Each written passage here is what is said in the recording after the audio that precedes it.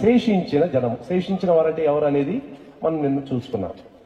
వీళ్ళు ఎంతో త్యాగం చేసి, క్రయం చెల్లించి, స్వదేశం విడిచిపెట్టి, ఎన్నో మైళ్ళు ప్రయాణమయ్యి, శిథిలమైపోయి ఉన్న చెత్తతో నిండి ఉన్న స్థలానికి చేరి వచ్చి దేవుని యొక్క మందిరాన్ని కట్టాలి అనే ఒక తీర్మానంతో, దృఢమైన నిశ్చయంతో వచ్చారు. అయితే త్వరగా వారు అధైర్యపడిపోయారు. అధైర్యపడిపోయి 15 ఏండ్లు వాళ్ళు పని చేయకుండా ఆగిపోయారు. ఇలాగ ఆగిపోయినప్పుడు హగ్గయిని దేవుడు వాడుకున్నాడు, 6గురిని వాడుకున్నాడు. ఈ యొక్క శేషించిన జనాంగాన్ని ప్రోత్సహించడానికి, బలపరచడానికి దేవుడు 6 మందిని వాడుకున్నాడు. ఎజ్రాయాను వాడుకున్నాడు, నెహెమియాను వాడుకున్నాడు, తర్వాత జెరుబ్బవేలును వాడుకున్నాడు, యెహోషువను వాడుకున్నాడు, హగ్గయిను వాడుకున్నాడు, జకర్యాను వాడుకున్నాడు. 6గురిని వాడుకున్నాడు.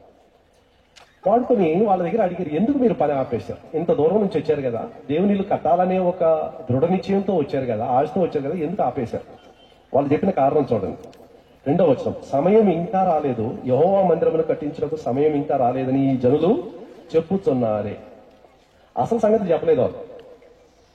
కొన్నిసార్లు ఒక వ్యక్తి ఎందుకు ఒక విషయం చేయలేదని అడిగితే అసలు కారణం చెప్పడు, వేరే కారణం చెప్తాడు. అసలు కారణం చెప్తే అతడు నేరస్తుడు అయిపోతాడని ఎరిగి వేరే కారణం చెప్తాడు. అసలు కారణం ఒకటి ఉంది, చెప్పిన కారణం ఒకటి ఉంది. చెప్పిన కారణం ఏంటంటే సమయం ఇంకా రాలేదు, సమయం ఇంకా రాలేదు. కొన్నిసార్లు మనం వాక్యాన్నే ఉపయోగించి ఎలా చెప్తామంటే, ప్రభు అన్ని తన సమయంలో చేస్తాడు బ్రదర్, మనం త్వరపడి ఏం చేయకూడదు. ఏం చేయకూడదంట? త్వరపడి ఏం చేయకూడదంట. ఆత్మను సంపాదించేది కానీ, ఆత్మీయతలో ఎదగటం కానీ, ఇతరులను కట్టే విషయంలో కానీ మనం ఏం చేయకూడదు, త్వరపడకూడదు. దేవునికి అన్నిటికీ దానికి సమయం వచ్చింది. ఆ సమయం వచ్చినప్పుడు అన్ని జరుగుతుంది బ్రదర్. అబ్రాహాముకి దేవుడు వాగ్దానం చేశాడు 75 వయసులో, వెంటనే పుట్టాడు. ఆ కొట్టుకు లేదు కదా, 25 ఏళ్ళు అయింది. అందుకని సమయం పోతుందంటే దాని గురించి మనం చింతపడకూడదు. వీళ్ళు చెప్పిన కారణం చూడండి, సమయం ఇంకనూ రాలేదు అన్నాడు. సమయాన్ని గురించి 2 విషయాలు మనం ఆలోచించాలి. మొట్టమొదటిగా, ఈ సమయం ఎవరి సమయం? అది నీ సమయమా, దేవుని సమయమా? 1 పేతురు 4వ అధ్యాయం, 1 పేతురు 4వ అధ్యాయం 1వ వచనం, క్రీస్తు శరీరమందు శ్రమ పడెను గనుక మీరును అట్టి మనస్సును ఆయుధముగా ధరించుకుని ఉంది. శరీర విషయంలో శ్రమపడిన వాడు ఈ 2 మాటలు చూడండి, మిగిలిన కాలం.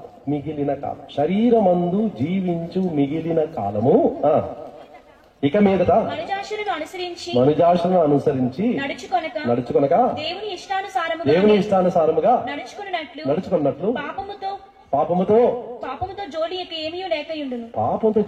ఏమీ లేకయుండును. యేసు ప్రభు శిలువ చెంతకు నేను వచ్చినప్పుడు నా పాపాలు క్షమించడమే కాదు, నన్ను కొనుక్కున్నాడు ఆయన. అందుకని ఉదయం చూసాం 1 కొరింథీ 6:20, 1 కొరింథీ 7:23, మీరు వెలపెట్టి కొనబడిన వారు. నా శరీరం కొనుక్కున్నాడు యేసు ప్రభు, నీ శరీరాన్ని కొనుక్కున్నాడు, నీకున్న ఆస్తిని కొనుక్కున్నాడు. చాలా ప్రాముఖ్యమైంది, నీకున్న సమయాన్ని కొనుక్కున్నాడు. మిగిలిన సమయం అది ఎవరి సమయం? అది నీ సమయం కాదు, అది ఎవరి సమయం? అది ప్రభు సమయం. కొన్నిసార్లు కొంతమంది అడుగుతారు, ఈరోజు బైబిల్ చదివారంటే, బ్రదర్ ఈరోజు కొంచెం చాలా పనులు అయిపోయింది బ్రదర్ నేను బైబిల్ చదవలేకపోయాను. సరే నిన్న చదివారా? లేదు బ్రదర్, నిన్న కూడా చదవలేకపోయాను, పనులు చాలా బంధువులు వచ్చారు, వాళ్ళని చూసుకోవడంలోనే టైం అయిపోయింది. మరి మొన్న చదివారా? మొన్న కూడా చదివారు. మరి ఆఖరికి ఎప్పుడు చదివారు? పోయిన ఆదివారం చదివాను బ్రదర్. అది ఎక్కడ చదివారు? వాళ్ళు సంఘంలో ఉత్తర ప్రత్యుత్తరంగా చదవమని చెప్పారు, అప్పుడు చదివారు. ఎప్పుడు చదివారు బైబిల్? పోయిన వారం చదివారు. ఎప్పుడు చదివారట? ఉత్తర ప్రత్యుత్తరంగా చదవమంటే అప్పుడు చదివాడట. అంతే ఆఖరిగా చదివింది. ప్రభు ఒక్క మాట అడుగుతాడు, నువ్వు ఎవరి సమయం గురించి మాట్లాడుతున్నావు? నీ సమయమా, అది నా సమయమా?